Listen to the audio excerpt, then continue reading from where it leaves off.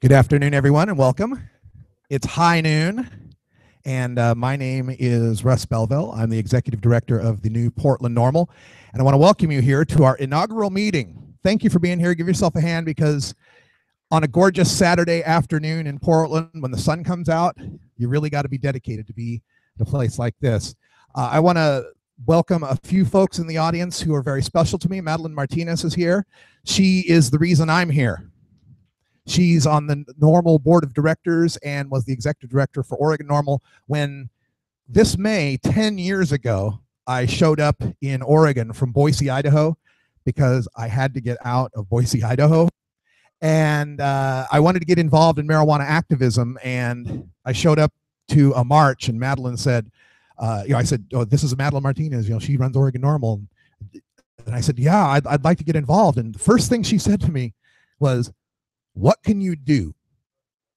What can you do? And I said, well, I do web design. Oh, you want to do our website? Well, okay. What else do you do? Well, I was a professional musician. Oh, you've been on stage. You want to do our TV show? Okay. 2 weeks later, I was co-hosting the TV show with her. 3 weeks later, I'd redone the Oregon NORML website. So if you're interested in getting involved with Portland NORML, understand that's the bar that I have set, because she taught it to me. She also taught me, when you say start at high noon, start at high noon. You can't let these people think, oh, I'll get there whenever. We are serious about this. This is not about marijuana. Seems weird, right? National Organization for the Reform of Marijuana Laws. This is not about marijuana. This is about freedom. Marijuana just happens to be the noun we're using around this, but it is about freedom. And that's the perspective we bring to this, is that we want this to be a fight for civil liberties. And I like to think of it as from legalization to equalization. We got legalization to some limited, tiny degree. Now it's time to equalize ourselves with the beer drinkers out there and the cigar smokers out there, and have the same rights and privileges and responsibilities.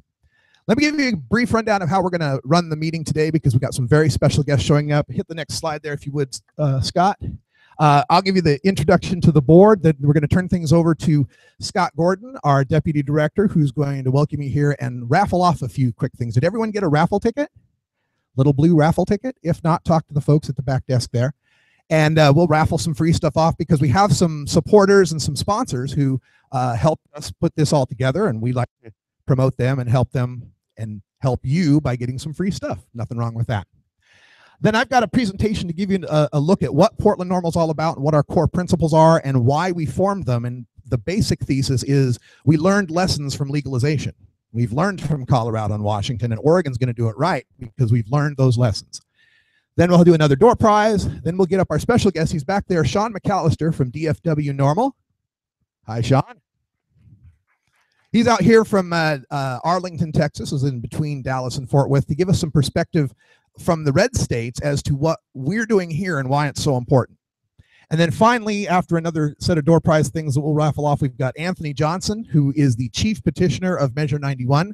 He's going to be here to tell us what's going on at the legislature, what's going on with the Liquor Control Commission, and what the New Approach Oregon campaign is going to be doing to fight to see that Measure 91's implemented the way we voted on it. That's what we're in here for.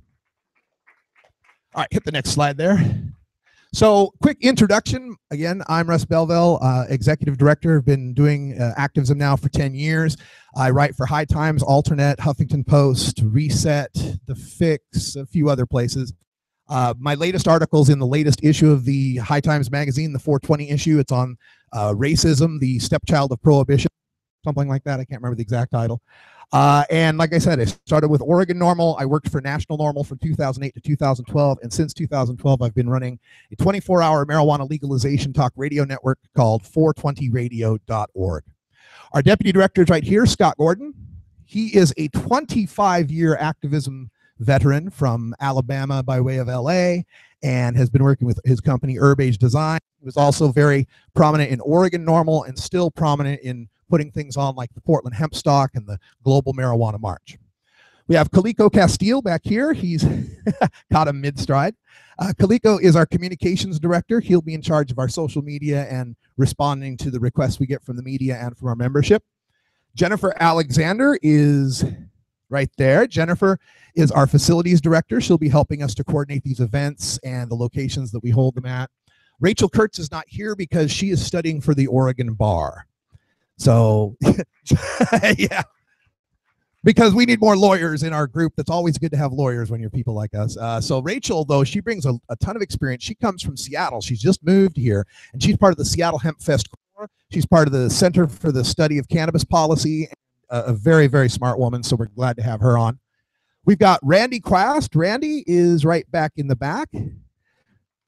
Randy is the former executive director of Minnesota NORML, who has recently moved here to Portland and want to get involved with marijuana and the reform. He's a very successful entrepreneur and businessman and has made almost all of this possible. Please give him another big hand for bringing that activism from Minnesota. And we also have John Lucy IV right back here. He is our legal counsel. John Lucy's job is to be that little voice in my head that says, you're not going to do that, are you? That's not a really good, you think you really want it? Yeah, so it's always good to have, John Lucy's why this sign says, hey, we're filming you. Make sure that we know that kind of stuff's going on. So that is our board. Everybody's email address is basically their first name at portlandnormal.org. They're quite set up yet, but they will be. But within a week or so, when our website goes live, you'll be able to email directly to them. In the meantime, if you want to contact us, you can get portlandnormal@gmail.com. All right, let's turn things over now. Another slide there. And we'll get to that in a second. Right now, we'll turn things over to Scott Gordon, also known as Herb Thrasher, for some welcome and some raffle.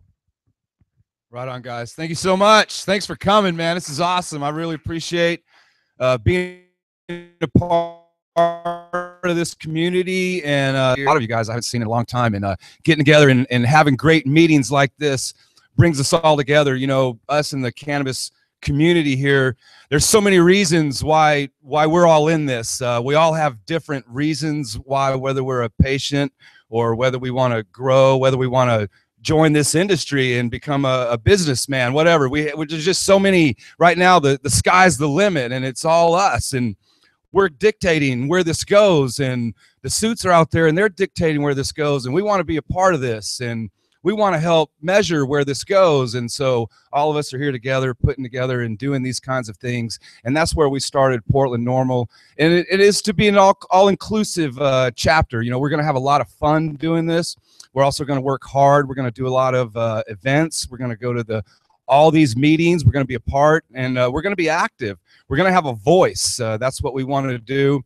You know, for me, freedom's always been a thing for me, and that's why I'm here, and that's where I always started, and that's why I joined the cannabis community. I just wanted to get high back in the day, back in college. I didn't understand. You know, it was like, wow, why am I feeling better? Why are all these people that I'm hanging out with so much cooler than all those dudes? It just didn't make sense. And so I was like, wow, this should be free. We should be able to do this. And so that's when I started and wrote my first paper back in college on this thing, and got involved, moved out to California, got to vote for Proposition 215, which was legendary. Kind of got this ball started in our country as we've been growing ever since. Oregon, Washington, Colorado, doing great things. So it's just been a great thing. It's a great ride right now, what we're doing, and it's up to all of us to keep this going and keep going for freedom. That's how I see it as well. All right, thanks again, guys. Great weather out there, and as Russ said, coming to this meeting means a lot to every one of us. Let's do a few raffles. Let's try to got some great sponsors over here, and I know Happy Daddy Products is got some stuff over here. Dallas Fort Worth Texas NORML chapters got some stuff, and Clico.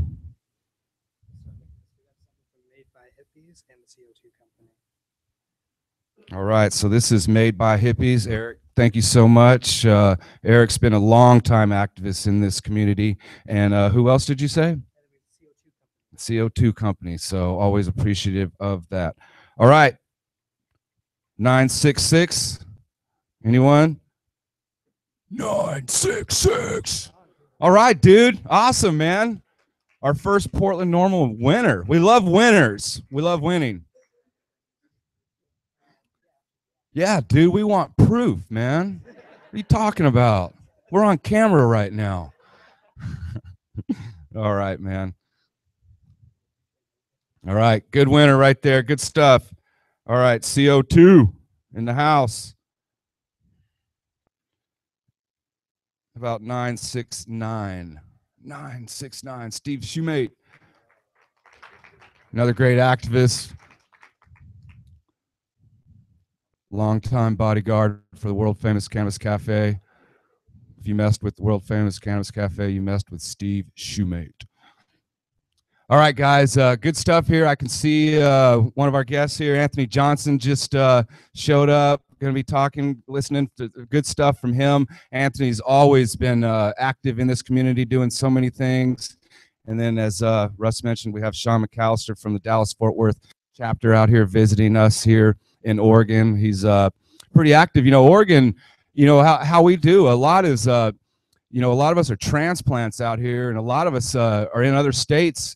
We kind of look at states like this to grow, because if Oregon becomes legal and Washington becomes legal, then it's easier for states like Texas to become legal. So the smart activists in other states, they're pushing for their state, but they're also pulling double duty, and they're helping other states go, because as we all go, it becomes easier for us all to get what we want, and that is legalization, safe access, and freedom. And so, all right, let's get to one of our guests. Who do we want to get to first? All right, we're going to get back to our president. Thanks again. Russ Belville here.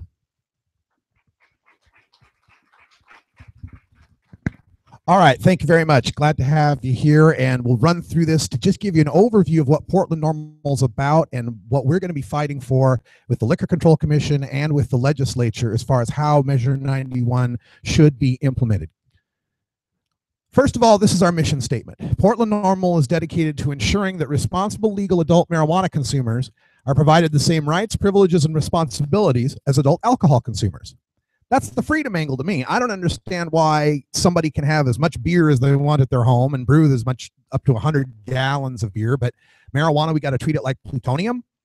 So we understand that legalization begins in small steps, and we're going to be okay with 1 ounce and, you know, 4 plants at home and 8 ounces at home. That's going to be okay for a first step, but by no means is that equalization. By no means is that the same rights and treating like alcohol that we were promised.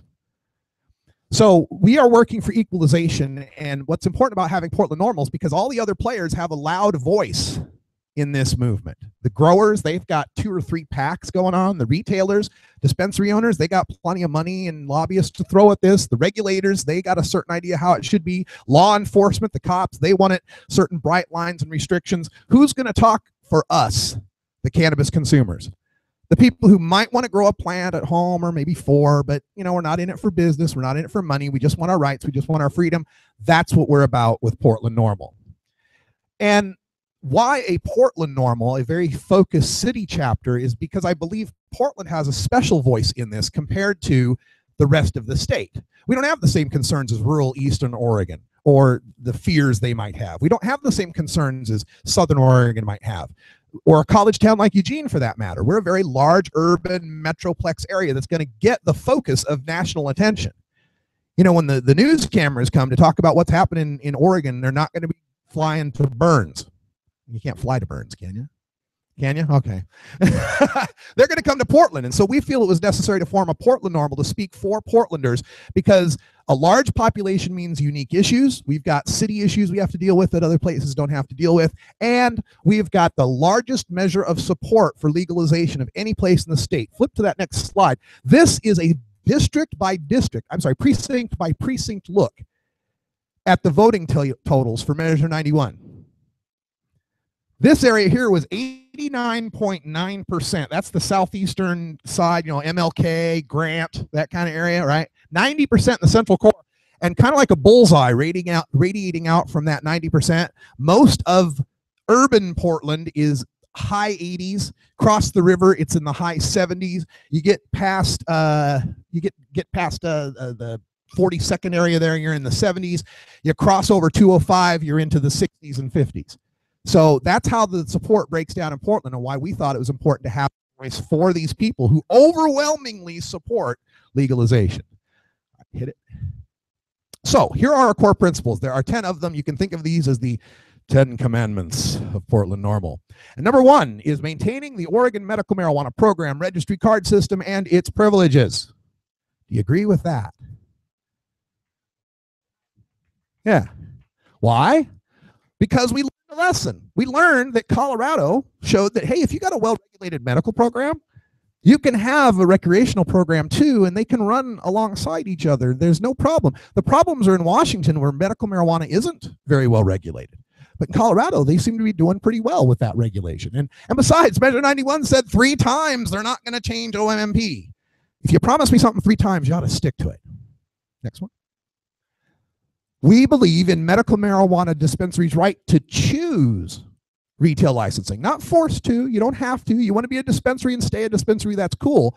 But as consumers, and this was brought up at the OLCC listening session, I live on Sandy Boulevard. If I drive toward the river, there's about 5 dispensaries that way. If I drive away from the river, there's about 3 dispensaries that way. Where's the pot shop supposed to locate if they're all supposed to be 1,000 feet away from each other? So all these dispensaries already have a jump on the best locations. I don't think we as consumers, as adult consumers, should have to be forced out into a red light industrial district somewhere. But again, we shouldn't force the medical people to have to change. So let's give them the opportunity to change. Some of them will. Some of them will want to offer those things, and we can go with that.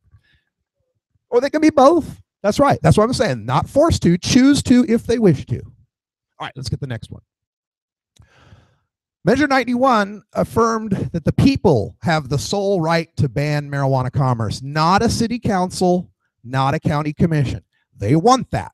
League of Oregon Cities, Associated Oregon Counties, they're both fighting for that power to have like a 5-0 vote of a bunch of people that don't know anything about weed to ban it. We have learned from Washington and Colorado that if you let them do that, you get this. It's legal, some places it's not. And that involves a lot of cross traffic, people from a non-legal place driving over to shop at a legal place, and this place not having the same level as that level, and so forth. We don't want those headaches. Those headaches help embolden the black market. They help enrich the black market. They help to prevent what we're trying to do with legalization, and that is to bring this all above ground. Now, if a city or county does want to ban marijuana commerce, we give them that right because we copied it from the alcohol rules. Multnomah County could hold a vote if they wanted to and ban alcohol. They're not going to, but they could. So we copied that. Measure 91 got that right from the alcohol rules. And so, you know, if someone in Eastern Oregon wants to put a petition together and get it on the ballot, and a majority of the people say they don't want pot shops, fine. But let's not leave it up to 3 commissioners or 5 councilmen to do that. Next one. And going along that same line is the affirmation of the state's sole right of taxation.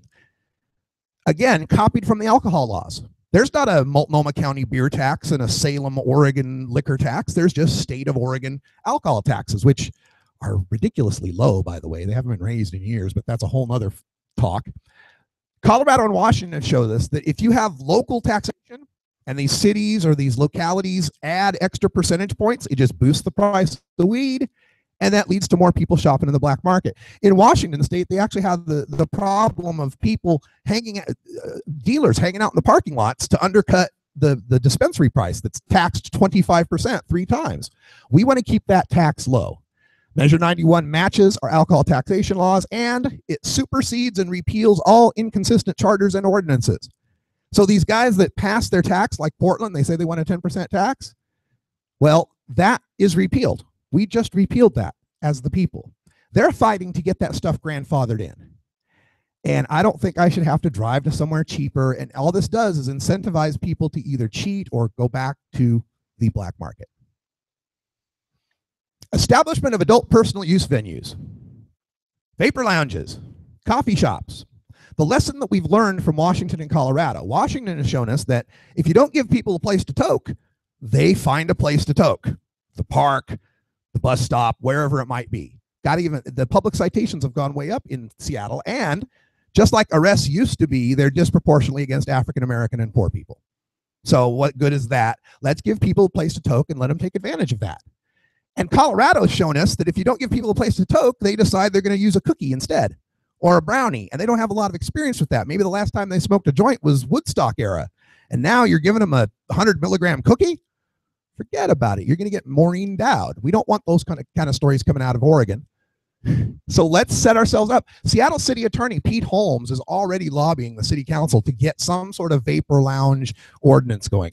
And again, if we're going to treat this like alcohol, give us our pub. We deserve a pub. Rejection of junk science DUID standards. Now, thank you, Anthony, for not putting any sort of per se limit in Measure 91. As we've seen from Washington and Oregon, Washington and Colorado, all this does is it penalizes marijuana consumers who are more likely to not be impaired. It's really funny, like a newbie who smokes a puff is probably too stoned to drive, and he might only be at 4 nanograms. But a guy like me who smokes every day, I've developed a tolerance. I might drive just fine at 15. I might wake up at 10. So there is no magic number limit like there is for alcohol. Marijuana ain't alcohol. So we are going to reject any attempts to put any sort of unscientific standard number to bust us with. Now, you can show us science that is equivalent to DUI that shows, yes, if this number is hit, you're absolutely impaired. We'll talk about science, but you're not going to just kind of come some magic number that the cops like that unfairly punishes us. Oh, and by the way, the OLCC chair, when I was at that meeting that I showed you earlier, the listening session, when he talked about the DUI standards, he said, well, by the way, Oregon already has standards against driving under the influence of drugs. And as a DA, I can assure you that we're prosecuting plenty of people for that now. So if Rob Patridge thinks it's okay, I think we can keep the law that we've got. Marijuana consumers' right to work. This is where we're starting into the equalization part. Now, Measure 91 says that employers don't have to change their drug-free workplace laws. Okay, but we're coming after that. We're coming after this idea that you can judge our fitness for employment by the content of our urine. That's the reason I'm here. I didn't buy these suits and ties because I enjoy the hot dress. It's because I worked in the corporate world and I got booted over a drug test. So I will, to my dying breath, be fighting for this, our right to work. And we found from Colorado and Washington that people are getting fired still, and they think, wait a minute, it's legal. Doesn't mean you can't be fired. We've got to fight that. And again, treat us like alcohol. Nobody'd be fired or not hired if they drank a beer a week ago on the weekend, right? But that can happen with a marijuana consumer. And then fighting for our equal rights. Legal consumers in Colorado and Washington can still be subject to losing their child custody or their parental visitation rights. They can still be dropped from organ transplant lists. They can still be denied Second Amendment rights. We shouldn't have to choose between our right to use marijuana or cannabis or however you choose to call it and our other fundamental rights. We should have all of our rights, and we're going to fight for that. And the final thing, the release of nonviolent marijuana prisoners. We still have growers and sellers and users and dealers all sitting in jail in Washington and Colorado. Now, Measure 91 doesn't do that. It doesn't have anything about the POWs, and that's understandable. You got to bite one chunk at a time, right? But this is our next thing. This is what we're going after. Even if it takes an initiative to do this, we're going to get our POWs free. All right. One more. Oh, expanded cultivation rules. Oh, there was one more. Okay, so Measure 91 gives us 4 plants per household. Now, back in my college days, maybe Herb, you can confirm, I used to live in a place with 5 other guys, right? To think that the 6 of us would be growing 4 plants, that's a little low. But again, we wanted to start and get something, so we got 4 plants. But I really think we can lobby for increasing that to 6. The other states have it. Colorado, Alaska, and Washington, D.C. all allow people to cultivate 6 plants. And in Washington, D.C., they have an upper bound of 12 plants per household. 6 plants per person, 12 plants per household. I don't think that's unreasonable. And since Measure 91 gives the landlords and the ability to restrict our growing in certain places, that's correct, isn't it? The landlords can restrict our right to grow. In that case, I think there ought to be a provision where we can rent a space. We ought to be able to rent our own personal grow space for 4 plants. Can you imagine like one of those store-it places with the slide-up things and just lights in each one of those, and people doing their personal grows? That's something I'd like to see. All right, so that's what Portland NORML is about. That's what our mission is and what we'll be fighting for. How you can help. We have 2 levels of membership. If you want to be a basic member, it's absolutely free. Absolutely free. We want everyone who can join, and I'm not going to restrict that based on your economy. I've been poor many times. So if you can volunteer and help us, basic membership's free. All we want is your name, email, and or text message number. And Kaliko's got the sign-up sheets for that. And just promise that you're going to respond to at least one alert a year. We'll send them out weekly. Now, we're not going to bombard you with spam like every day, but at least once a week, we'll have something like call the Liquor Control Commissioner, call Representative Blumenauer, sign this petition online, whatever it might be. Just do one of those a year. You're a basic member. But if you'd like to help out in an active way, we have an active membership at $35 a year. That comes with an exclusive handmade apparel numbered membership pin, which would have been here today, except for Chinese New Year. China's like closed down the last 2 weeks of February. You can't get anything out of the factory. So next membership meeting, if anyone signs up today, we'll have those pins for you at the next membership meeting. The only way you can get them is by being an active member. You also get voting rights in our elections that are held every June. Our meetings are the fourth Saturday of our month. The June meeting will be elections for board members. You can nominate and you can vote on the board members in those elections. And you'll get your own plastic membership card. I had my Minnesota one, but I can't find it. But we can show you an example of that a little bit later. So that's my presentation on what Portland NORML is all about. Thank you. And let's turn things back over to Herb.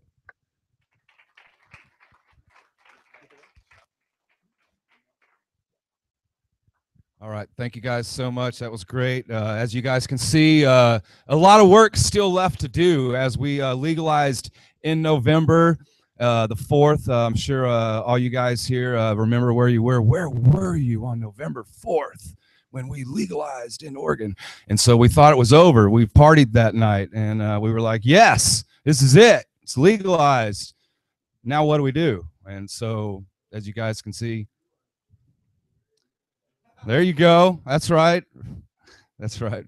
We had some side of stuff going on, and we were partying, having a great time, thanks to Anthony Johnson, with all you guys voting yes on 91. But as you guys can see back, that so much stuff left to do, and right now is really when we're in it. I mean, this is us. This is our time right now. So let's get to our next guest. Speaking of 91, so many great things. Hey, Scott. Let's get the raffle. Let's give a couple more things. Oh, away. You want to do a raffle again? You guys don't want anything, do you? Raffle. No, they don't want. They don't like raffles. Right? Free stuff. All right, let's go. Let's do some kind of raffle. Let's give away something. What do we got this time? See him picking up some kind of Happy Daddy product. All right, Chief Greenbud. He's been in the cannabis community for a long time out of Nashville, Tennessee, and he is our Weird Al Yankovic kind of dude, and has many great CDs, and every tune that he's ever done has just been great. All right, pull it out there, dude. Yep. All right, so Chief Greenbud is 964. 964 for the Chief Greenbud CD. All right, dude. Enjoy that thing. Let him know you got it. Give him a like on his Facebook page and tell him hi. All right, what do we got next? Happy Daddy Tools. Happy Daddy has been growing a whole new industry within our whole new cannabis industry, as well as some of you guys might like to dab every now and then, unless you're Madeline Martinez, and then it's all the time.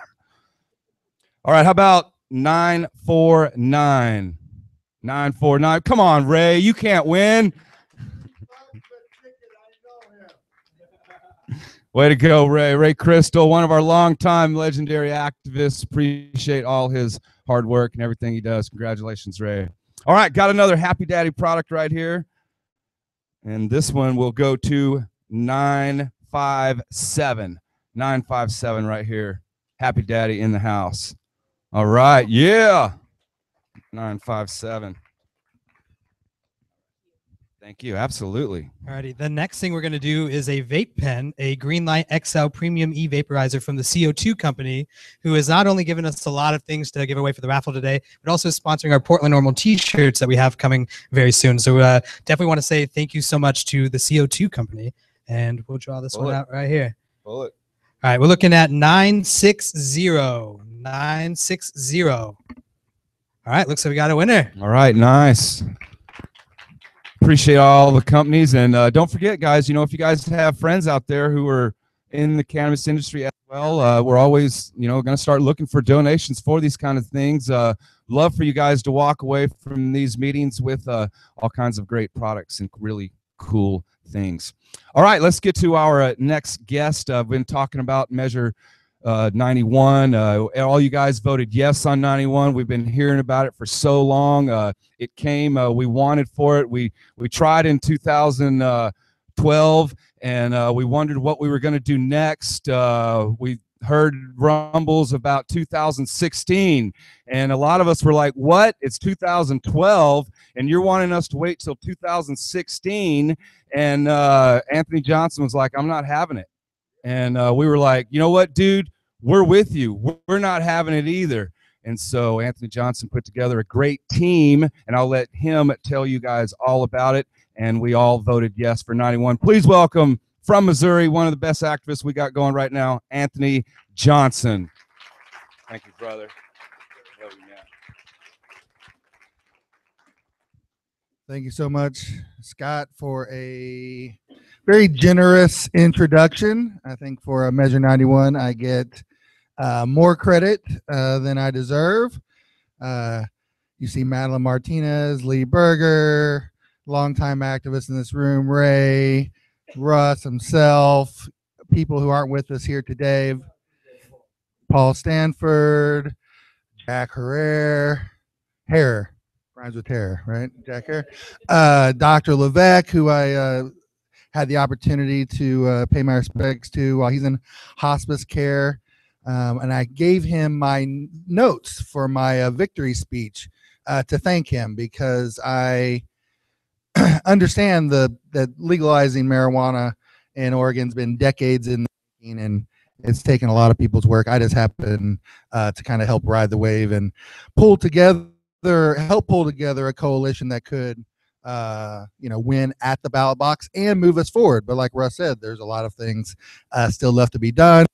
I am really excited about the Portland NORML chapter. I became active in marijuana activism with Missouri NORML when I was at the University of Missouri in Columbia, Missouri, right in the middle of the state, right in the middle of the country. And I became an activist because I saw my African-American friends treated more harshly for marijuana offenses than my white friends. And I started going to NORML meetings, and I was a skeptic about the medical uses of marijuana, and I was a skeptic about the benefits of hemp, to be honest with you. I was purely in it for the civil libertarian and social justice issues, but I've since become educated on the medicinal benefits as well as the industrial uses of hemp, and I'll always fight for those causes as well. But first and foremost, ending the arrest and persecution and the barbaric practice of locking people in cages for marijuana is first and foremost my priority. So I want to thank everybody for putting in the work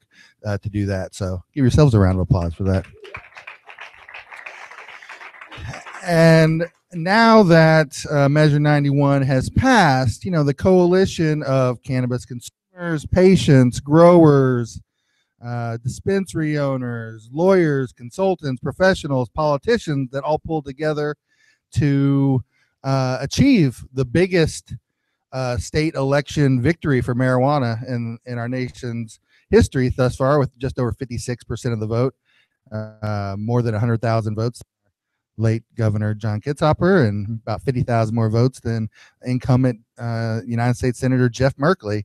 And it's something we can be really proud of, that we had such a strong coalition, because that strong coalition gives us ammunition to protect the will of the voters. And that's what I'm working at now at the legislature. It's what New Approach Oregon, the PAC that started the process to pass Measure 91, is just looking to implement the will of the voters and not go against what people voted upon. So coming up on Wednesday at the Measure 91 committee, I believe it's the Joint Committee on Measure 91 implementation at the legislature, made up of senators and Republicans. The first hearings are on Wednesday, and right off the bat, that we have the bill that really is I would say the biggest threat to Measure 91. The biggest threat to probably medical marijuana as well is Senate Bill 542,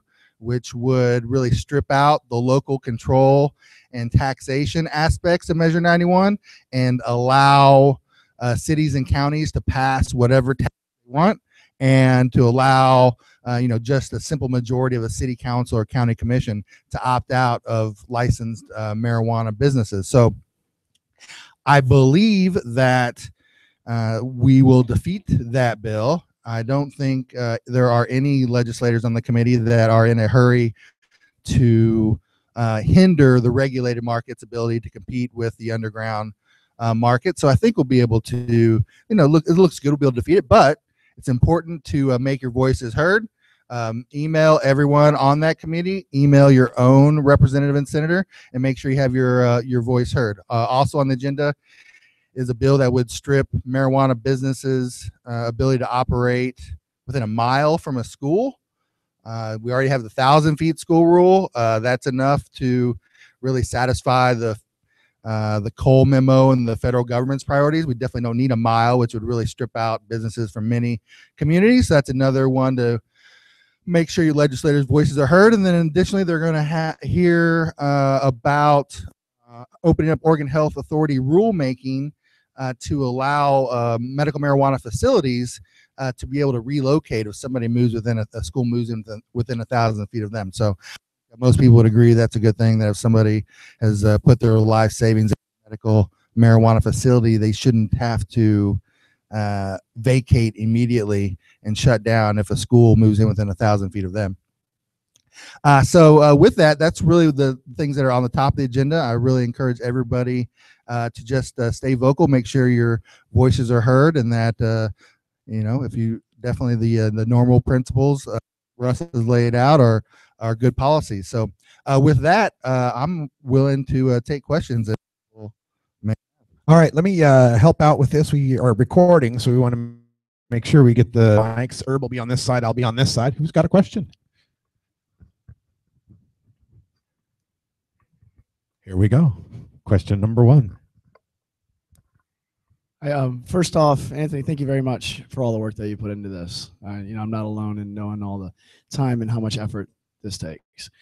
Since you spent so much time in Salem, I went down there for the first time last week and sat in on the joint committee. They're open to the public, so Anthony is right that you can go there and support by just being there. And but since you spend so much time there and you have your finger right on the pulse, how do you feel that they're going to go? Because I know there's a lot of unknowns right now. We're all just kind of waiting. But how do you feel that they are going to have for the licensing requirements just being from like opening up? Sorry, I just woke up like a half hour ago. How do you? Because my concern is that they have licensing open. Just I see this not only as a great opportunity for our state but I see that this is an awesome opportunity for Oregonian small businesses. And we've been hearing a lot from who are they going to allow? Who are they going to accept licenses? Who are they going to give license to? I'm just wondering what's your feeling? One, what's your feeling about opening licensing just to Oregonians? And two, what do you think that they're going to do with that? So Measure 91 was silent on residency requirements. I don't really have a position either way on residency requirements. Probably not going to take a position on that. Don't necessarily oppose them. I think the legislators' inclination is to protect Oregon businesses as much as possible and the small kind of mom and pop shops. And so if I had a crystal ball or trying to predict if there were going to be some type of in-state residency requirement for at least, if not owners or 50% owners, or similar to the medical marijuana facilities, you have to have a manager, person responsible for the facility be an Oregonian resident. I think that's most likely going to occur. I think the one thing that's probably up in the air is how much investment can come from out of state. I think there is a concern about big money come from out of state and kind of controlling the market, but at the same time, if somebody is a mom and pop operation and they want to expand, you know, say they're supplying a medical marijuana dispensary now, but they'd like to expand to a Measure 90, both on the medical side and the Measure 91 side. And if they have a rich relative that lives in Colorado or California, their ability to get some investment or a loan from them, I think is probably something the legislators are open to allowing, particularly because no business can get a small business loan from a bank for a marijuana business at the moment. So if I had to predict, I think there will be some type of residency requirement, at least a manager or a co-owner that's an Oregon resident, at least for the first few years under the licensing system. Is that good? All right. Anyone else? Yes. Let's come over here.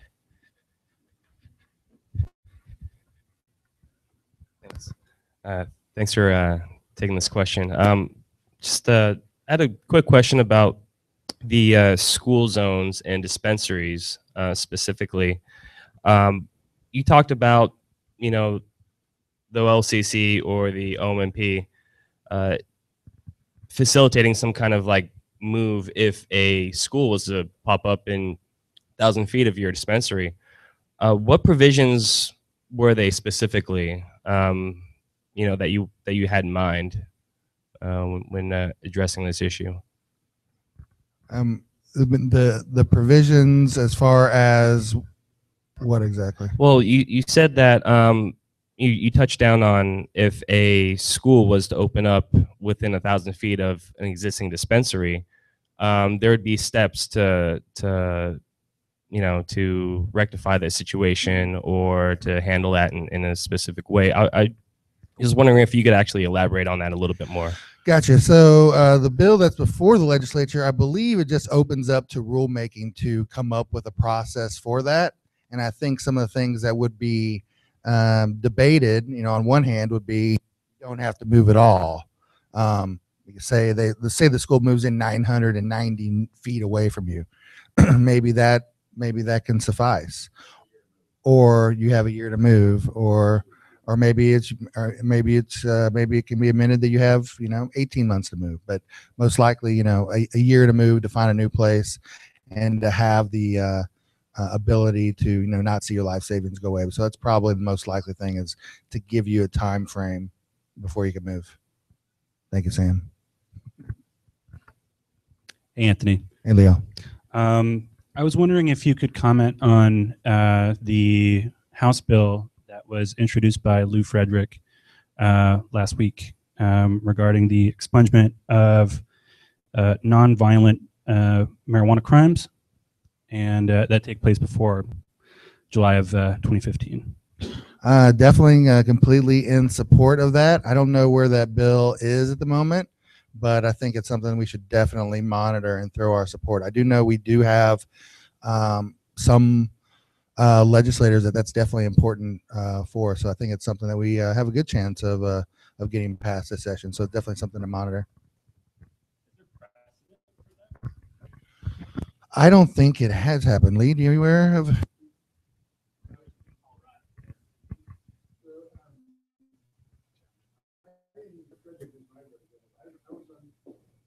Aware that he had introduced a bill. I know that in 2013, the Oregon Criminal Defense Lawyers Association sponsored a bill that reduced manufacturing from an A to a B felony, so it could be expunged after 20 years, and changed the delivery statute to be in C felonies so that they could be expunged after 3 years. There was a glitch in it, however, that made it so if you got convicted today of manufacturing, you could expunge in 20 years, but you couldn't relate back. And there is a bill to fix that was scheduled for hearing this week in the Senate Judiciary Committee, which was pulled because of concerns about how Measure 91 affected it. So I'm guessing that between whatever it is OCDLA is doing and whatever it is Lou Frederick is doing, we're going to get some positive result that takes care of this issue. What is important, and what I hope groups like Portland NORML could work on, has to do with the fact that at any given time, 100 mostly men in Oregon prisons solely on cannabis-related offenses, and perhaps doing something. I have spoken with a dispensary owner who is going to be working with a group that the law school had set up, the Justice Institute, on this. But it would be a good Portland NORML project to try and see if we can get Governor Brown to commute those sentences, and we could free the prisoners, because that is what Measure 91 is about. Building an industry is how we got what we're going to have under 91, but the industry is secondary to ending the arrests and prosecutions and freeing the prisoners. Thank you. Thank you, Lee. Thank you, Lee. Anthony, over here. So, hi, Anthony. I just Steve. I know that we have quite a few things that we're trying to keep track of here. I'm have at least half a dozen bills that I know I'm following. And one I'm concerned about is HB 2546 that adds cannabinoids to the Clean Air Act. I know the intention of that is that legislation is to protect minors from tobacco and e-cigarettes. But we were talking about trying to have, where's our pub, where's our vape lounge, and this is definitely going to inhibit that, and I'm that is concerned. I've already emailed all the members of the committee, but I don't know where that bill is at, and I wondered if you were tracking that at all. That bill's in the healthcare committee. It's passed out of committee, and it's going to get it's at its third reading in the House. It's going to be voted on soon in the House with Representative Buckley, who's one of the co-sponsors about it. But in email communications, he's indicated he didn't want to use that bill to create vapor lounges. Now, there may be one thing Russ and I agreed on, and that I testified about on 2641, is that Maureen Dowd wouldn't have wound up in a hotel room eating chocolate and wondering why nothing was happening and eating some more, if she had a lounge to go to. So it's critical that this happens, and I'd be curious, just build on your question, if you're hearing that from legislators, is there some other vehicle besides House Bill 2641 that can address the need for that? Yeah, I have heard that having an exemption particularly for medical patients, or getting kind of the same type of treatment that cigar bars have for like a special license, those are possible. So I think that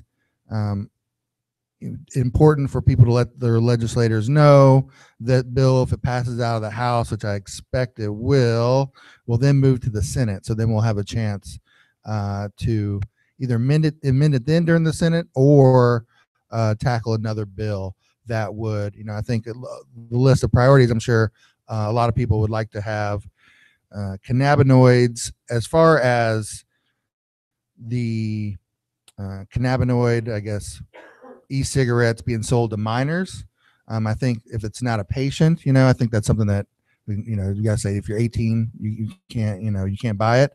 That's completely acceptable. Then I think most people would like to see the cannabinoid be stripped out for everyone.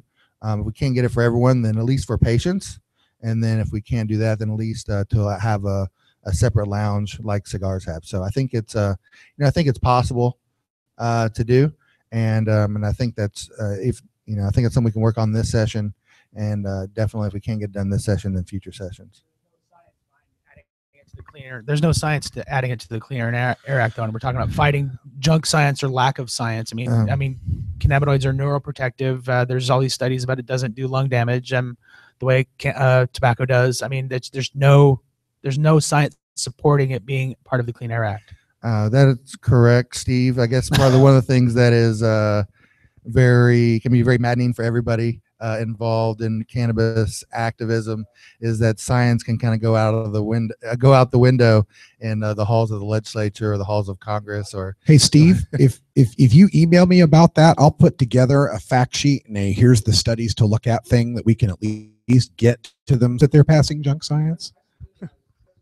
I submitted as written testimony stuff from California NORML that Dale Geringer had provided me, that California NORML had submitted in a some kind of like a county hearing on this issue. So, it's in the record, anyway. And in fact, if you look up the committee, look up the hearing, look up the exhibits, you can find that there.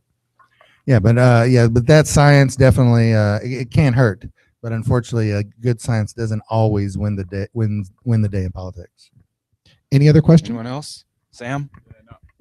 I just wanted to add to that in terms of, and Lee, maybe you can testify this as well. You said that how many lobbyists were working on that bill right now, Lee? There's 50 lobbyists were working on the bill. Okay. When I testified, Sam, I sat next to a guy from Reynolds, as in R.J. Reynolds. Yeah. So, so with that in mind, for those of you who are not super familiar with the legislative process, once a bill passes out of one chamber, whether it be the House or the Senate, if it gets amended in the second chamber, it has to go back to the original chamber that it was in. And so if you're thinking about doing some kind of legislation with vapor lounges that has that kind of direct effect, I would heavily encourage you to look for a different bill to work it into, and just be mindful of what the original language is so you can make sure that they mesh. Because with 50 basically tobacco lobbyists working on that bill, I don't see any way in hell that they're going to allow you to move it back to another chamber, open it back up to make more amendments, and then push it through the other side. So just something to think about in terms of legislative strategy. Thank you, Sam. Anyone else over here on this side? Hey, thanks, Anthony. I was wondering if you could talk a little bit about some of the fears that are being raised by the legislature. I think understanding fear as sort of the resistance to the progress that's being made, and if you could talk a little bit, and not just kind of the obvious, preventing it from getting into minors or DUI issues, but some of the fears that are sort of contained in some of the opponents of what's going on in Salem. Some of the kind of fears that are brought up, I think the cities and counties like to bring up the fact that they don't think they get enough money, and that they're going to have to spend more on enforcement than they're getting, even though Measure 91 gives 10% to cities and 10% to counties earmarked for the local law enforcement. And then you hear a lot of fears of, how to track marijuana from seed to sale and not to have interference from the federal government, which I think is something that all of us are going to, want to be paying attention to and have concerns about. And high concentrate THC products, butane hash oil, propane hash oil, things like that, especially things that are explosive, definitely, or can be explosive, not done properly, definitely concerns folks, and people who are allies of ours at the legislature and opponents as well don't want to have a Maureen Dowd story hit the Oregonian a few days before 4 to 8 states are voting on legalization in 2016. So so the packaging and dosage and labeling of edibles, leakage into the underground market, federal interference, and ensuring that there's enough revenue to properly enforce are all big concerns and fears that folks have. Anyone else over here? All right, that's great. Give Anthony another hand for coming out here and spending some time with us, answering some questions. We'll have Urban Coleco come up here and give away some more stuff, and then we'll have our final speaker of the day. All right. This raffle stuff is becoming fun. I like giving away. Good stuff right there from Anthony Johnson. Just illustrating again, the hard work ahead that we have ahead of us, and working with these guys too. We're always going to be at these meetings and these listening sessions, and hopefully you guys will be too. All right, what are we giving away, Coleco? This time around, we're going to hand out a few more Happy Daddy dab tools, as well as a CO2 t-shirt and a DFW NORML hoodie, which is a pretty awesome design that Shaun McAlister brought to us from Dallas-Fort Worth. So we'll be giving this out to someone who can support it around here in the Northwest. The first ticket here for the Happy Daddy dab tool is going to be 963. 963. All right. On. See, you ask a question and you get paid. There you go, dude. All right, so we'll go one more Happy Daddy. Or we'll go with the CO2 thing since Russ has got it up. It's going to be 958. 958. Come grab your CO2 company t-shirt. 958. Anybody? Nobody? All right, fair enough. We'll try 955. 955. All right, let's give her a round of applause. Thank you. All right. All right, this time we'll go with one more Happy Daddy dab tool here for a lucky winner who will be holding the ticket 959. 959. Right on. Come on down. See some movement back here. All right, kid. Congrats. You're good, dude. Okay, now Gotcha. the super cool prize that I'm kind of jealous that I don't get to draw for is this cool DFW normal zip-up hoodie. Let's see who's going to get this one. All right. It's going to be 950. 950. Come get this DFW normal hoodie. Right on. Give him a round of applause. All right, good stuff. Appreciate again. We're going to be doing this at most of our meetings, especially when we have good donations to keep this thing going. All right, as we've talked about, you know, this whole marijuana legalization thing, it's not just a Northwest thing. It's not just a West thing. It's an entire country and its entire world thing. Maybe as you guys keeping up, Jamaica kind of making new things going legalized, so proud for that. But you know, just illustrating the fact. And right next door to Jamaica is a little state called Texas. I'm just kidding about the neighbors, but yeah, you know, we got our guest here, Shaun McAlister, and they've been working with Texas, Dallas, Fort Worth NORML for quite a while now, growing this chapter that they've been doing. And you know, Texas is not an easy state. You know, I'm from Alabama, and just the whole South thing. You know, those of us who kind of are involved in national legalization as well, you know, some of us we look at that territory and that's a huge territory that we should be looking at and helping out and working with. And we've got chapters like Dallas Fort Worth NORML, who is taking on the task of certain states like Texas, and they've grown their chapter. They have balls, and they have parties, and they have events, and they have marches and golf tournaments and whatever else that they can come up with to expand our message that is basically freedom. And we welcome Shaun McAlister and Andrea to Portland, Oregon. Thank you, Shaun. Texas has balls. Whew, thanks. I wasn't expecting to hear that in my intro. How's everybody doing today? Yeah, make some noise. Make some noise. Let's get some energy. Yeah. In Texas, we still lock people in cages for possessing any amount of marijuana. One of my favorite things in Texas, we actually still in all of our laws, we spell marijuana with an H, which is extremely ignorant, as many of you know. And the thing about Texas is, you know, nobody was really out doing this. Nobody was really coming out to this line and saying, look, hey, there's this line right here. Why is this stupid line right here? There was a lot of great marijuana law reform groups already back when Andrea and I got involved with DFW NORML back in 2011. But our chapter had less than 100 members at the time. And one of the things that we realized was that it just needed a little bit of organization, needed a little bit of leadership, and needed somebody that was going to be that forward momentum basically on a daily basis, as you guys have here with Russ Belville, your forward momentum. And you know, one of the things that we realized was that there was this group of people who had their heart in the right place and they were passionate, but they weren't actually getting a whole lot accomplished. And that was really frustrating to me because back in 2011, we show up to our first DFW NORML meeting and we're expecting to see something more like this. And we see about a dozen people at a park like playing hacky sack and stuff. I'm like, Texas deserves so much better than this, right? Every state deserves to have this reform group that is professional, that is really going to play the game and engage with these politicians. And so we showed up to our first NORML meeting, got to know some people, and found out that not only did they have a solid core group of members, but they were open to new ideas and new leadership. And within about 6 months, they actually invited me to be the director of DFW NORML. And since 2011, our group has gone from 100 members to 1,200 members, making us the largest NORML chapter in the country.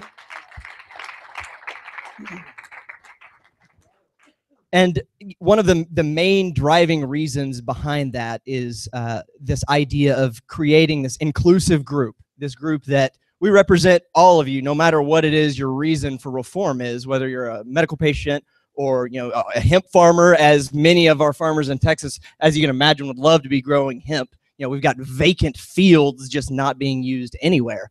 And we kind of decided that with DFW NORML, we wanted to grow this into something that was not your typical marijuana activism group. We didn't want it to look like a bunch of hippies, no offense, a bunch of hippies coming out because the good old boys club that makes laws in Texas doesn't like that. See, here in Portland, you guys have the right to referendum, right? Yeah, so in Texas, we don't have the right to referendum, which a lot of Texans, they don't even understand that. You know, a lot of Texans, they've got this big puffed out chest attitude about Texas, don't mess with Texas, you know, we're big and bad, big and bold, but they have no idea that we can't actually influence legislation in the state of Texas. We have to move any bill past the extremely conservative Texas legislature, which, as you guys can imagine, they're not really used to budging on this topic. They like to do this with regard to marijuana every session. And that's not good enough. You know, Texas is huge. Texas has so many medical patients, so many people who could be contributing to the industry, so many people who are already engaging with the culture, as you can imagine, you know, sharing a border with Mexico. Texas has always had marijuana. I grew up knowing that marijuana was very readily available for me, and I didn't try it until I was 17 because I was inundated with this reefer madness. You know, I can remember having a DARE officer come into our, you know, 4th grade and putting a 40-pound bulletproof vest on me. And I do this, and he uses that as this leverage to explain to me how drugs are bad, okay? Has anybody ever had something like that? And it always just kind of set wrong with me that once I kind of found out the truth about marijuana, that there were still people out there that were talking about it that way, that were teaching children especially lies, just flat out lies. How many parents are in here right now? Anybody parent? Yeah, okay, good. Me too. I'm a parent. So how many people would like your children to not be lied to in school? Yeah, that seems like a pretty fundamental, a basic type of thing that you would expect. And so with our group here at DFW NORML, as has been mentioned, we like to throw these events where we get as many people together to come and publicly talk about this, because in Texas, as I said, nobody knows who's cool. Nobody knows, is this neighbor okay? Or is this neighbor okay? We have no idea, because there's not really this place to go and gather, to get to know each other and socialize and consume the substance safely and legally, right? And so we do it everywhere. We just go and do it everywhere and hope we don't get caught by the police officers. And depending on where you go, you know, if you go to some of these small towns in between the major metroplexes here in Texas, you definitely don't want to get pulled over with marijuana in your car, right? Because they're just looking for somebody like you. They're just looking for somebody to come and grab you and bust you. And that's part of this culture, this police state culture that Texas has really embraced, where it's not really about serving and protecting so much as it is finding an infraction that you're guilty of, since I bothered to pull you over and now I'm on the clock with you. And with our group, one of the things that we noticed was right off the bat that because this is not a place where, Texas is not a place where you can go and consume this anywhere, a lot of our members, they expect to be able to come to our events and break the law. And so they're coming to our venue, you know, like a venue just like this. I would literally have to tell my members to not smoke in here. That's why I laughed at some of these signs in here, because while we've never had to do that before in Dallas-Fort Worth, it's one of those things that we're getting so big now. We're having 100 people show up to every single meeting that we have to let these people know that it's really not okay yet. And that to me, that's a testament of how strong the culture is in Texas and how far we've grown, because nobody had any idea that there was even a NORML in Dallas-Fort Worth forever. And now it's a household name. It's a name that is making other people understand that there are other NORML chapters in the state of Texas beyond Dallas-Fort Worth. And one of the things that we're really, really good at in Texas is getting so many people together to rally publicly for this stuff. Our Global Marijuana March last year had 4,000 people at it. 4,000. That was a record in Texas, and no media reported on it. You know why? Because they were down the street at Mayfest reporting on all the drunks. Even though 4,000 people were marching right past this party, even though 4,000 people went to the historic Tarrant County Courthouse in Cowtown in Fort Worth, and even though almost 4,000 people openly consumed marijuana in violation of the law in the street and on the courthouse, 0 arrests were made. Why is that? Why is it that if 4,000 of us get together, it's okay, but if it's just me and my girlfriend driving down the street, they're looking for us? Why is that? And it was one of those things that we just couldn't really wrap our heads around it, the leadership in our organization. We couldn't understand why we could go and have a live music concert, a fundraiser, anything, and have all these people show up, and they're breaking the law at these venues, and the venues are, you know, letting it happen because they've got 200 people buying food and drinks. What do they care? They don't give a damn. Whatever. Go out on the patio, smokers.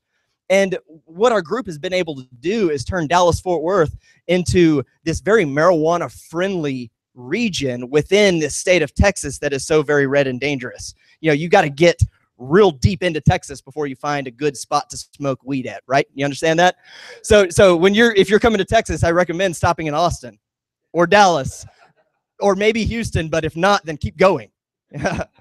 And one of the things that we've always been doing here at Dallas-Fort Worth NORML, something that I've always done at Dallas-Fort Worth NORML, and I like to lead by example, is I listen to Russ every single day.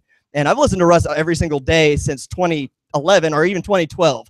And every single event, we talk about Russ and what Russ is doing.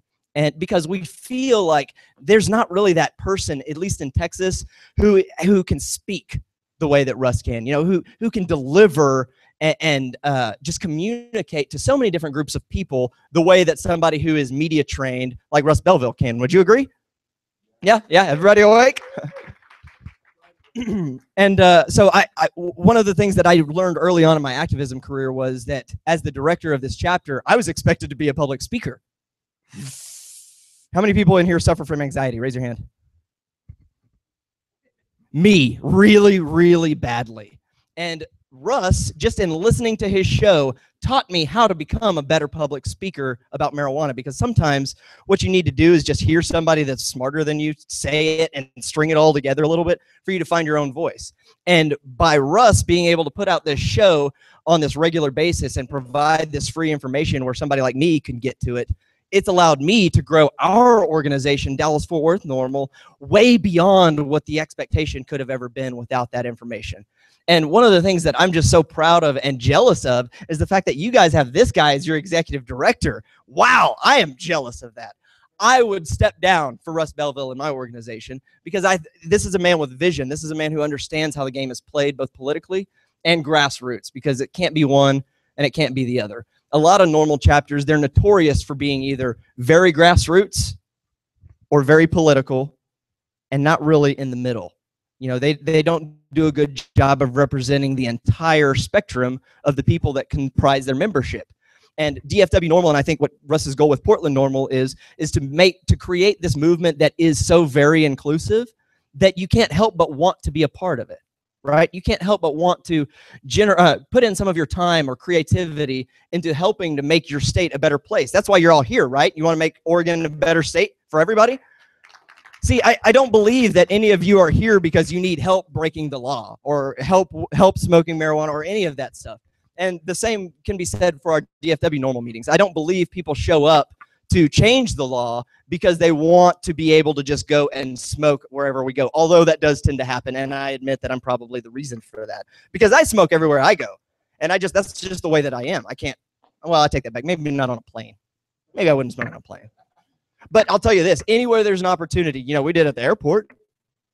And the problem with groups in NORML, I think, is they find this little niche of something that they do right. They're like, all right, I'm good at throwing this type of event. And that's all that they do ever. And guess what it does to all the other people that surround that group? It alienates them because they get bored. They get tired of the same old, same old, same old. And so with DFW NORML, one of the things that I hope that Russ is able to do with Portland NORML is to create these types of events that maybe every month you're doing something slightly different. And so that way you're always attracting a different type of person, because it's maybe not a marijuana event. Like he said in the beginning, I loved that this is not about marijuana specifically right off the bat. And by setting that expectation that this is not, we're not coming together to get high together, although if you want to, I'll be available afterwards. But this is more about getting together to find out how we can do something to empower not only this group, but the people who aren't here, right? The people who maybe are afraid or are unwilling or just unsure of how they can find their place in marijuana activism. And so I think that with DFW NORML, with Portland NORML, one of the things that I would really like to see is more of this sharing of leadership. You know, we really, really often, or almost every year, right, since I've met you, have flown Russ to Texas to speak to our group. And that's because Texans, they need to hear this outside perspective. They need to hear the perspective of somebody who lives where it's legal. You know, that gives Texans hope, because out here, I mean, it's bad, guys. It's bad. You know, any amount of concentrate is actually a felony in Texas. So, you know, if you're grinding up your herb like a lot of us like to do, and a police officer finds your grinder and it's got that keef in it, you're a hash manufacturer potentially, and it's up to you and your lawyer to prove that you're not one. Is that insane? That's absolutely insane. And so in Texas, with the number of people that consume marijuana, with the number of people that are arrested for marijuana, we knew that we had to be the type of organization that was going to be able to go to the Capitol and have a face-to-face conversation with representatives and be taken seriously. We needed to get our shit together, basically, and not look like this hippie movement, this bunch of stoners who came to the Capitol to talk about marijuana.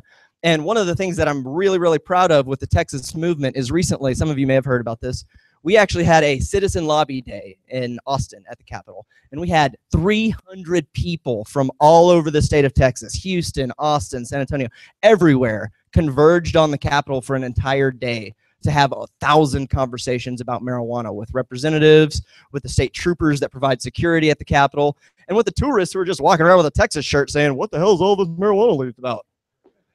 And so 300 people that were in the Capitol to talk to their lawmakers about changing the law. That is huge. That's what I expect out of Portland NORML. I want you guys to set that bar so very high for the Pacific Northwest that people are struggling to catch up with you, saying, what is it that you guys are doing so much better, so much differently, the way that people say about DFW NORML? Well, one of the things is you got to have an awesome leader to start with, and you have that. Great job, guys. But the second thing is you got to be willing to support that leader. You can't just let that leader be the one that does everything for you and assigns you your marching orders. Because somebody like Russ, somebody like me, we're busy from morning to night with marijuana every single day. And so what we are looking for is those people who are willing to stand up, step up, and say, look, I know you're busy. I can do this, and I'm going to start doing that now. Is that cool? And that is the best way to get somebody like his attention or my attention. Because if you're walking up saying, what can I do to help? Oh my God, where do I even start? You know, do I need to have an interview with you? And so what I want for every one of you to be thinking about is, what is it that makes me unique in my marijuana activism? What particular angle do I bring? What skills or what emotional story can I tell when I'm engaging with people? What can I do to further this discussion beyond just showing up to a Portland NORML event and becoming a member? Because while that's great, that's just the beginning. That's just to get you a card-carrying membership so you know not to forget about your commitment to marijuana law reform, right? Yeah. Right? Man, you guys, I think we need a smoke break, right? Everybody's starting to run low on energy. So finally, I think one of the most important points that I would really like to make today is how important it is for states like Oregon to get it right for Texas. Because when I'm talking to these lawmakers, guess what they're telling me? Yeah, at least in Texas, we don't want to be like California. You know what somebody told me 2 weeks ago? We don't want to be like Colorado. A lawmaker told me we don't want to be like Colorado when they've got a tax surplus right now, when they are not locking people, hundreds of thousands of their people away every year. A lawmaker told me that we don't want to be like Colorado. So do you know what that tells me? That they already have the wrong impression of legalization. And it's up to places like you guys right here to completely change the game, to say, all right, yes, it's been this way before. Yes, it's like this over here. Yes, it's like this over here. But here, we're going to set a new standard. We're going to set the standard that the rest of the country can be proud of and that the rest of the country can follow. And so if we're able to say, look, in Oregon, they were able to not only legalize it, but they were able to modify their law in a positive fashion in a timely manner. Well, you know, that gives people in Texas a whole lot of hope, because right now, the only bills regarding quote unquote medical marijuana in Texas that are even being heard is this CBD only crap. How many people think CBD only is what Texas needs? Say boo. Boo. Excuse me. So the CBD only crap, and that's these lawmakers thinking that they're actually making some sort of realistic concession to the cannabis culture that, oh yeah, here's what we're going to do. We're going to give you this medical marijuana, which, you know, is total garbage. It's crap. But you want to know what the crazy thing about this law that they're actually thinking about introducing in Texas is? It puts the Texas Department of Public Safety in charge of regulating medical marijuana. What the hell? What the hell does the Texas Department of Public Safety know anything, not only about flowers or medicine or even doing anything in a timely fashion? That's ridiculous. So what this bill looks like to us is one of these appeasement bills. It's a bill that is going to be used to block our ability to reform our medical program later on. And so here in Oregon, where you guys already have such great laws, which, again, I'm so jealous of your laws here, people. Every time I pass by one of your dispensaries, it kind of just makes my heart flutter a little bit, because I know one day we will have that. And whenever I come here, it gives me this energy, this excitement that I get to bring back to Texas, where everybody else is just trying to keep their head down and trying not to avoid police scrutiny. As you guys know, police are visual predators. And so a lot of times in Texas, people are so unwilling to even put a normal sticker on their car because they're just afraid for what that could mean. And so the more that groups like Oregon, Texas, all these different states are able to take the name NORML and say, all right, yes, it is about marijuana, but wait, before you jump to a conclusion, wait just a damn minute and let me explain. Because with Portland NORML and DFW NORML, I think we're able to put our best and most professional foot forward to talk to these lawmakers and to talk to the community and the people who are still maybe kind of on the fence about this. Because what we don't need is the wrong representatives out there confusing the subject further, like Kevin Sabet. How many people like Kevin Sabet in this room? Boo! And so that's what I try to do, is I try to be that kind of balance in Texas, where every time there's that crazy Republican who's going to say something about medical marijuana or hemp or anything regarding our culture, it's got to be us who stands up and says, actually, it's this. You need to check yourself. And with your group right here, you have this unique opportunity to start a NORML chapter that does something that no other group does. And you can pick and choose your activities based on what all these other NORML groups are doing, because you've got this brand new chapter that's got support. It's got financial support. Do you realize how ahead of the game you guys are by the fact that you have Randy and Russ? Oh my gosh, you guys are 5 years ahead of every other NORML chapter that's going to start this year. And because of that fact, DFW NORML and the entire NORML organization, I think, has an extremely high expectation of Portland NORML. And I don't think that this is going to be an opportunity where this is the last time that you see DFW and Portland NORML teaming up.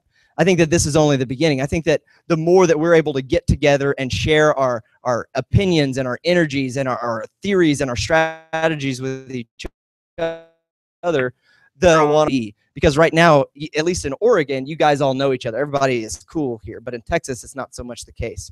But the more that you guys take your laws and refine them to make better sense for your people and your culture and your politicians and your lawmakers and your police and everybody that is involved with the laws, the more that you guys can drive this in the right direction, the easier it's going to make places like Texas, where we still spell marijuana with an with an H. We can change the laws to be something sensible. We can stop putting people in cages. We can stop arresting patients, and we can just start saving some tax money and maybe actually make Texas a little bit less redneck and a better state for the entire country. Because at the end of the day, the problem is it's not the people still that need to be convinced about marijuana law reform. It's our lawmakers. It's the lawmakers that are standing in the way. It's this conservative ideal that maybe marijuana is a bad thing still. And the more that we can push forward and say, no, it's not, and this is why, the faster I think we're going to end the federal prohibition of marijuana. Thank you very much. Shaun McAlister, everyone. Thank you, Shaun. We'll get Herb back up here for our final raffle giveaways. And Kaliko's got some more stuff to give away. All right. Thanks again, Shaun. It's all good stuff. It's good to know that we have great representation out there in other states doing great things as well, isn't it? As we all meet together in Washington to get all 50 states legalized one day here real soon. All right, Kaliko, getting some cool stuff out. I see a skateboard. Looks like a bunch of skateboarders in the audience, so you guys don't fight over this one. I know this one's going to be tough. All right, yeah, the first one's going to be a ganja skateboard. This one is designed to be Granddaddy Perp. The Granddaddy with this purple bud there. It's a pretty sweet skateboard deck. It'd be nice hanging on someone's wall. And let's see, the ticket number 973. 973. This one's yours. Oh, yeah. Amanda, thank you. Yeah. And if no one wants that, Scott at Portland NORML. And we also got some more CO2 vape pens here. This is one of their green light vape pens. And this one's going to go out to ticket number 974. 974. Come get your CO2 vape pen. All right, on. Phil. All right. All right, dude. Enjoy that thing.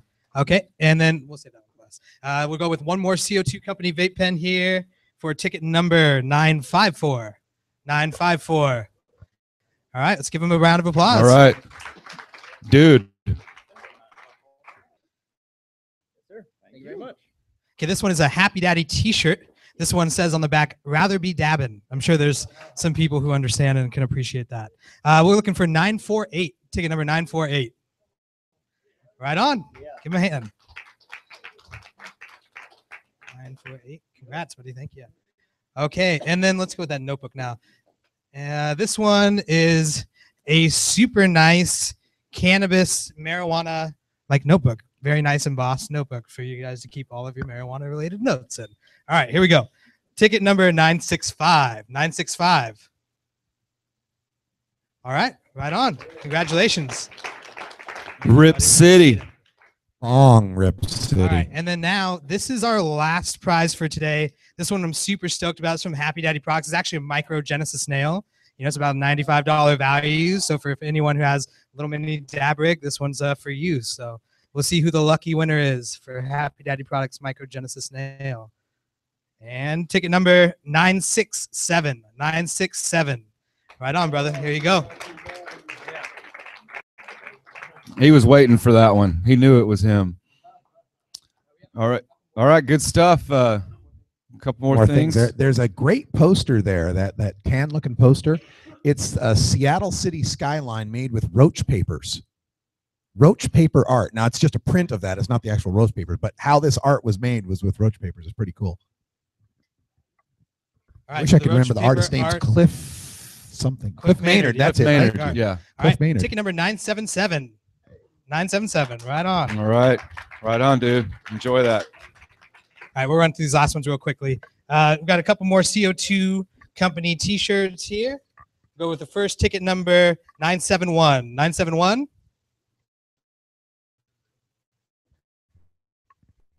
Maybe, okay. Two in the back there. All right, and now number 953 for the next CO2 company vape pen, or shirt. 953. All right, we do got a winner. And then our last one, make sure we get as much stuff out as possible today, is another Happy Daddy tool, 951. 951. Right in the back. All right. I know, we're good. Want to thank everyone for showing up to our inaugural meeting. We're going to be hanging out for socializing, although remember there's no public consumption inside this venue, but we do have public consumption of food, coffee, water, all sorts of stuff back there. Thanks again to all the board members. Please give them a big hand for helping me out with this. Rand, Jennifer, Kaliko, John, Lucy, Rachel's not here. And we've got stickers and take a Freedom Leaf magazine with you. Those are free as well. And if you have any questions for us, like I said, we'll be hanging out. Thank you so much for making this a big success. I appreciate it. We'll do this again 4 weeks from now, every fourth Saturday, and probably here.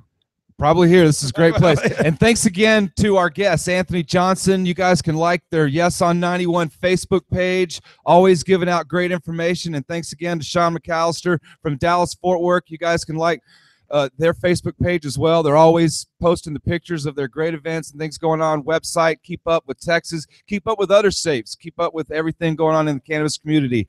All right, guys, great meeting. Let's have a little bit of fun and let's socialize a little bit and meet each other. Real quick, Kaliko, come here. Wanted to, we're really into the pin culture, me and my girlfriend. And how many people know about Adam Handmade Apparel? Yeah, awesome. I love his stuff. And he is such a great supporter of all these different normal chapters. I just wanted to give a couple of real small gifts to some of our friends here. We got one of our Lone Star of Texas pins here for Kaliko. This is a custom pin that we had. It's a Texas silver line pin. It's got a marijuana leaf where the star should be. This is for my friend Kaliko, who I've been waiting to meet for years and who has been helping me out with my activism for years and years. And I also have a little one for my friend Russ Belville here. This is our gold edition of our